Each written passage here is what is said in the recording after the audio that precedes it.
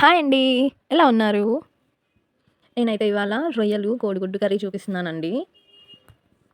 దీనికైతే first oil వేసుకొని అందులో అయితే యాలక్కాయి, పట్ట, లవంగాలు, ఇంకా జీలకర్ర, ఆవాలు అయితే వేసుకున్నాను. తర్వాత ఆనియన్ అయితే వేసుకుంటున్నాను.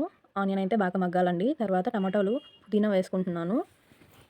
టమాటాలు కూడా బాగా మగ్గాలి. కొంచెం సాల్ట్ అయితే వేసుకొని మూత పెట్టేసుకుంటున్నాను. మూత తీసేసి బాగా కలుపుకోవాలండి. మెత్తగా స్మాష్ చేసుకోవాలి. ఇప్పుడైతే కారం, పసుపు, ఉప్పు కూడా వేసానండి. టేస్ట్‌కి సరిపడా వేసుకోవాలి. నెక్స్ట్ అయితే అల్లం పేస్ట్ వేసుకోవాలండి. బాగా మిక్స్ చేసుకోవాలి. అల్లం పేస్ట్ అయితే పచ్చివాసన పోయే వరకు వేయించుకోవాలండి. చూడండి ఆయిల్ అయితే అలా పైకి తేలాలి. ఇప్పుడైతే కొత్తిమీర వేసుకుంటున్నాను. ఇదైతే బాగా కలుపుకోవాలండి. నెక్స్ట్ రొయ్యలు అయితే వేసుకుంటున్నాను. చూడండి పెద్ద రొయ్యలు.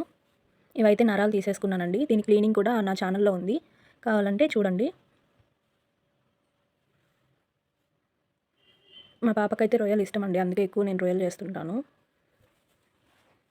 ఇప్పుడైతే కాసేపు వాటికి మసాలాలు పట్టేలాగా మూత పెట్టి ఉడికించుకోవాలి. నెక్స్ట్ అయితే కోడిగుడ్లు అయితే వేసుకుంటున్నాను.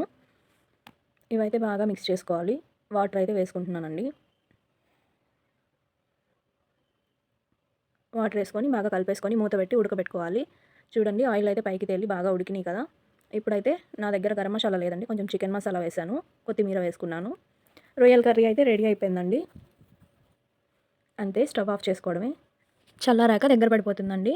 చూడండి ఇలా అయితే అన్నంలో వేసుకొని అలా కలుపుకొని ఒక రొయ్య తీసుకొని ఆ రైస్‌లో పెట్టుకొని అలా తింటుంటే నిజంగా చాలా బాగుందండి. ఇప్పుడు కొంచెం ఎగ్ కూడా టేస్ట్ చేస్తున్నాను. ప్లీజ్ లైక్ చేయండి, సబ్స్క్రైబ్ చేయండి.